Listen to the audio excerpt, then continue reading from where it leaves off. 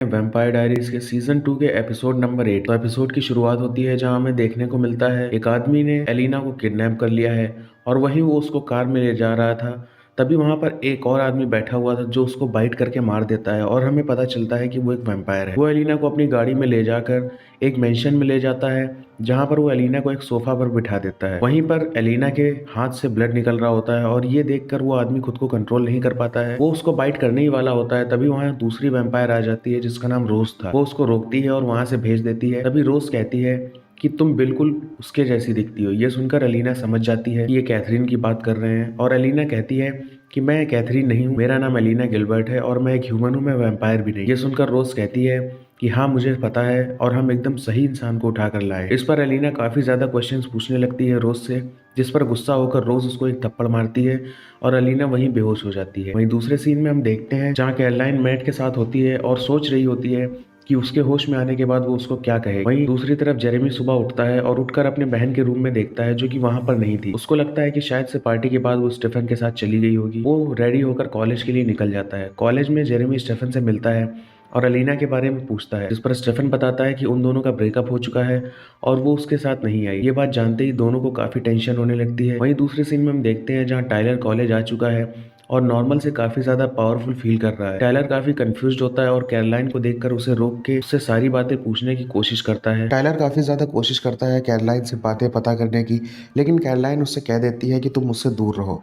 Tyler उसके पीछे पीछे जाता है और उसे रोकता है, कहता है कि अगर तुम मुझे नहीं बताओगी तो मैं ऐसे ही कंफ्यूज्ड बना रहूंगा कि आखिर मेरे साथ में क्या चल रहा है। लेकिन कैरोलाइन फिर भी मना करती है, जिस पर गुस्से में आकर टाइलर उसका हाथ पकड़ लेता है। कैरोलाइन उसको धक्का देती है जिससे टाइलर काफी डर जाता है और वो सोचता है कि कैरोलाइन इतनी ज्यादा पावरफुल कब से हो गई है। कैरोलाइन वहां से चली जाती है और तभी गुस्से में भी टाइलर एक डस्टबिन को लात मारता है जो काफी दूर जाकर गिरता है। ये देखकर टाइलर भी थोड़ा सरप्राइज हो जाता है। वहीं दूसरे सीन में हम देखते हैं जहाँ पर स्टेफन डेमन से मिलता है और वो डेमन को बताता है एलिना के गायब होने के बारे में। ये सुनकर डेमन स्टेफन से कहता है कि ये किसका काम हो सकता है। तभी स्टेफन कहता है कि शायद से ये कैथरीन ने किया है, लेकिन डेमन बताता है कि मैंने उसको ट्यूब में बंद कर दिया है। लेकिन फिर डेमन कहता है कि हाँ वो एलिना के बारे में कुछ तो बोल रही थी, जिस पर स्टेफन कहता है तुमने मुझे क्यों नहीं बताया और वो क्या बोल रही थी। डेमन बताता है कि कैथरीन हमेशा ही झूठ बोलती है, लेकिन वो कह रही थी कि एलिना की जान को खतरा है। ये सुनकर स्टेफन थोड़ा नाराज होता है और कहता है तुम्हें मुझे ये चीजें बतानी चाहिए। वहीं थोड़ी देर में स्टेफन बानी के पास जाता है और वहां जाकर उससे कहता है कि मुझे तुम्हारी हेल्प चाहिए एलिना को ढूंढने के लिए और शायद से मुझे कैथरीन को भी बाहर निकालना पड़े। जिस पर बानी उससे कहती है कि तुम वापस अब टूम में नहीं जा सकते हो, क्योंकि अगर तुम गए तो मैं तुम्हें नहीं निकाल पाऊंगी और अब मेरी ग्रैम्स की भी डेथ हो चुकी है। वहीं बानी कहती है कि मैं ट्रैकिंग स्पेल से एलिना को ढूंढ सकती हूँ। वो लोग एलारिक से कहकर क्लास को थोड़ी देर के लिए खाली करवाते हैं और क्लास में जाकर बानी जेरेमी का ब्लड लेती है, क्योंकि जेरेमी एलिना का कजन ब्रदर था। वो उसका ब्लड लेकर ट्रैकिंग स्पेल शुरू करती है और उन्हें उसकी लोकेशन पता चल जाती है। जेरेमी साथ चलने को कहता है स्टेफन के, लेकिन स्टेफन मना कर देता है और वहीं डेमन और स्टेफन एलिना को ढूंढने के लिए निकल जाते हैं। दूसरी तरफ बानी कहती है कि मैं उसके पास एक पेपर प्लेन भेज सकती हूँ जिससे वो थोड़ी रिलैक्स हो जाए और समझ जाए कि उसे कोई लेने आ रहा है। बानी जेरेमी से एक पेन, पेपर और एक कैंडल मंगवाती है।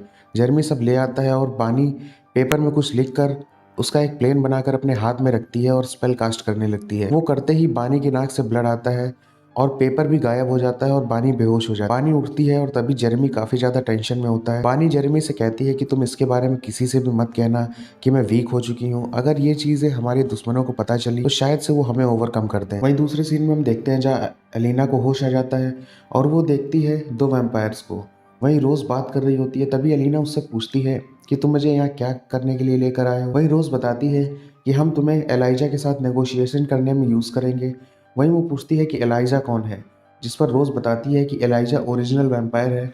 लेकिन एलिना कहती है ये क्या होता है, जिस पर रोज बताती है कि ओरिजिनल वैम्पायर जो ओरिजिनल वैम्पायर फैमिली से बिलोंग करते हैं, जिनको किसी ने कन्वर्ट नहीं किया था और वो काफी ज्यादा पावरफुल भी होते हैं। ये बात सुनकर एलिना थोड़ी घबराती है। वहीं पर वो कहती है कि आखिर अब तुम लोग करने क्या वाले हो, जिस पर रोज बताती है कि तुम एक डॉपलगैंगर हो और डॉपलगैंगर का यूज करके वो कर्स को तोड़ने के लिए तुम्हें लेगी और बदले में हमारा पीछा छोड़ देगी। वहीं दूसरे सीन में हमें देखने को मिलता है जहाँ स्टेफन और डेमन उस एड्रेस का पीछा करते करते अपनी गाड़ी में जा रहे होते हैं।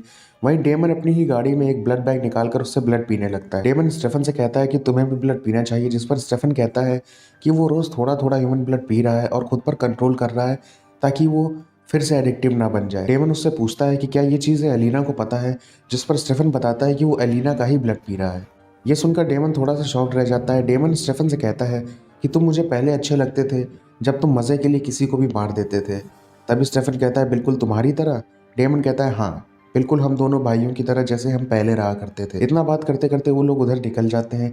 वहीं दूसरी तरफ हम देखते हैं एलिना को बानी का लेटर मिल चुका होता है, जिसे देखकर वो थोड़ा रिलैक्स्ड फील करती है। तभी वहाँ पर डोर पर एलाइजा आ चुका होता है। एलाइजा अंदर आता है और आकर ट्रेवर और रोज से पूछता है कि तुमने मुझे इतनी दूर से यहाँ क्यों बुलाया है, जिस पर रोज कहती है कि ये सब कैथरीन के बारे में है। एलाइजा कहता है कि तुमने मिस्टिक फॉल्स में मुझे बुलाया था, इसलिए मैं समझ ही गया था कि शायद से ये उसी के बारे में होगा। ट्रेवर कहता है कि हमने 500 साल पहले एक गलती की थी, लेकिन अब उस गलती को सुधारने के लिए हम तुम्हें कैथरीन की डॉपलगैंगर को सौंपना चाहते हैं। जो सुनकर एलाइजा कहता है कि कैथरीन अपने ब्लड लाइन की लास्ट बची हुई थी और उसको भी हमने वैम्पायर में कन्वर्ट कर दिया था, उसका कोई डॉपलगैंगर होना पॉसिबल नहीं है। वहीं रोज और ट्रेवर मिलकर एलाइजा को एलिना को दिखाते हैं। एलिना को देखते ही एलाइजा उसके पास जाता है और उसे स्मेल करने लगता है। एलाइजा कहता है ये एक ह्यूमन है, ये तो काफ़ी इंटरेस्टिंग बात है। वहीं ट्रेवर कहता है कि मुझे माफ़ी चाहिए और एलाइजा कहता है कि शायद से तुम्हें सज़ा नहीं मिलेगी, लेकिन तभी एलाइजा अपना हाथ बढ़ाकर ट्रेवर की गर्दन तोड़ देता है। ये देखकर रोज और एलिना काफ़ी ज़्यादा घबरा जाते हैं। वह एलाइजा एलिना का हाथ पकड़कर वहां से उसको ले जाने लगता है। तभी उसे दरवाजे के पास कुछ आवाज़ सुनाई देती है। एलाइजा रोज से पूछता है कि यहाँ पर और कौन कौन है, जिस पर रोज कहती है यहाँ और कोई नहीं है, और एलाइजा को लगता है ये एक ट्रैप है। तभी हम देखते हैं डेमन और स्टेफन अंदर आ जाते हैं, जहाँ डेमन रोज को शांत करा लेता है और तभी स्टेफन एलाइजा के ऊपर अटैक करने लगता है। लेकिन एलाइजा जैसे ही उसको अटैक करने वाला होता है, एलिना उसको रोक लेती है और कहती है मैं तुम्हारे साथ चलने के लिए तैयार हूँ। एलिना एलाइजा के ऊपर एक फ्रिवेन बॉम्ब मारती है और जिससे एलाइजा का चेहरा जलने लगता है। एलाइजा इससे पहले हील कर पाता, स्टेफन उसे वुडन बुलेट से मारता है, जिससे वो काफी इंजर्ड हो जाता है। तभी डेमन वहां आता है और एक वुडन स्टिक से एलाइजा की जान ले लेता है। ये देखकर एलिना काफी ज्यादा खुश हो जाती है और वो भागते हुए डेमन की तरफ जा रही होती है। तभी बीच में स्टेफन आ जाता है और वो स्टेफन को हक कर लेती है।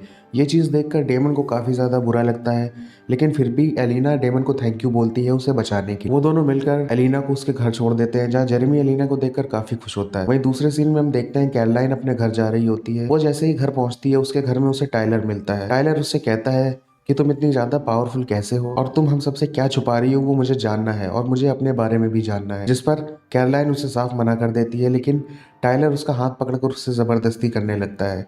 लेकिन तभी कैरोलाइन अपना वैम्पायर फेस दिखाती है, जिससे टाइलर डर जाता है। टाइलर कैरोलाइन से पूछता है कि तुम आखिर हो कौन, जिस पर कैरोलाइन उसे बताती है कि वो एक वेयरवुल्फ नहीं बल्कि वो एक वैम्पायर है।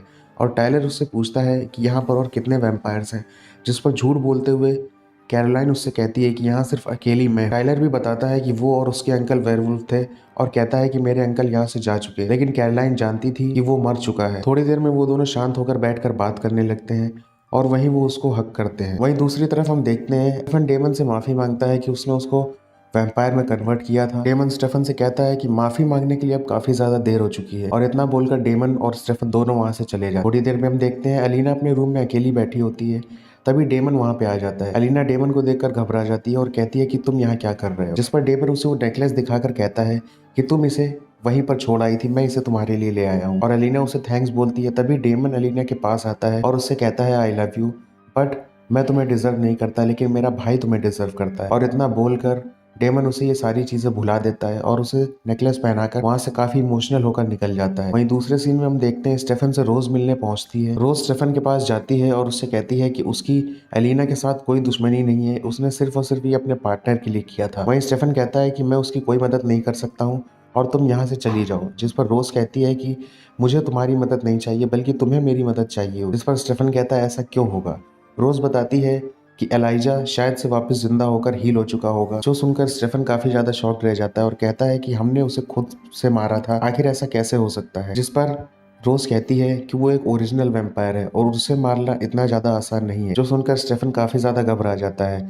वहीं एपिसोड के एंड सीन में हमें दिखता है जहाँ पर एलाइजा धीरे धीरे हील हो रहा होता है और वो वापस से जिंदा हो चुका होता है। एलाइजा अपनी बॉडी से वो वुडन स्टिक निकालता है और काफी ज्यादा गुस्से में दिखता है। और इसी के साथ वैम्पायर डायरीज के सीजन 2 का एपिसोड नंबर 8 खत्म होता है। अगर आपको वीडियो अच्छा लगा हो, वीडियो को लाइक कर देना, चैनल को सब्सक्राइब करके बेल आइकन दबा देना। मैं मिलता हूँ आपसे नेक्स्ट वीडियो में, तब तक के लिए गुड बाय।